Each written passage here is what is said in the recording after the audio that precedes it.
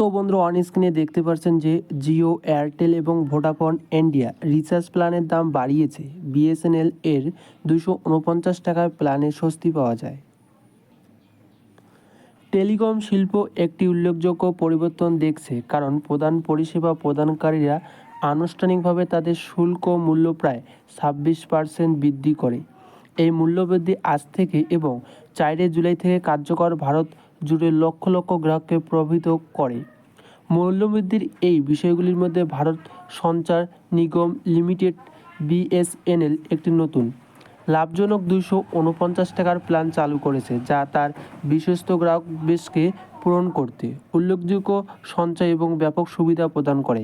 সরকারি টেলিকম কোম্পানিগুলি তাদের রিচার্জ প্ল্যানের জন্য উল্লেখযোগ্য মূল্যবৃদ্ধির ঘোষণা করেছে। এখানে মূল বিবরণ আছে। এই পরিবর্তনগুলির মানে হলো যে গ্রাহকরা এখন তাদের রিচার্জ প্ল্যানের জন্য প্রায় 600 টাকার বেশি দিতে হবে। তাদের মাসিক খরচের জন্য একটি ভারী বোঝা যোগ করবে।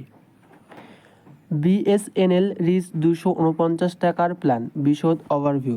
এই দাম বৃদ্ধির প্রতিক্রিয়া হিসাবে বিএসএনএল একটি নতুন 249 টাকার প্ল্যান চালু করেছে, যার লক্ষ্য তাদের গ্রাহককে যথেষ্ট ত্রাণ প্রদান করা। এখানে পরিকল্পনার বিশদ বিবরণ রয়েছে। তো বন্ধুরা, 249 টাকায় বিএসএনএলে পাবেন বৈধতা 45 দিন, যা সাধারণ প্ল্যানের চেয়ে বেশি। এখানে আপনারা আনলিমিটেড কলিং, ভারতের মধ্যে যে কোনো নেটওয়ার্কে বিনামূল্যে কল।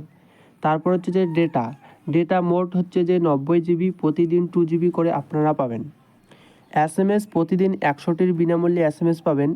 কম মূল্যের ট্যাগে এই ধরনের একটি ব্যাপক পরিকল্পনা অফার করার জন্য বিএসএনএল এর পদক্ষেপের লক্ষ্য হলো চমৎকার মূল্য প্রদানের সাথে সাথে ব্যবহারকারীদের ওপর আর্থিক বোঝা কমানো।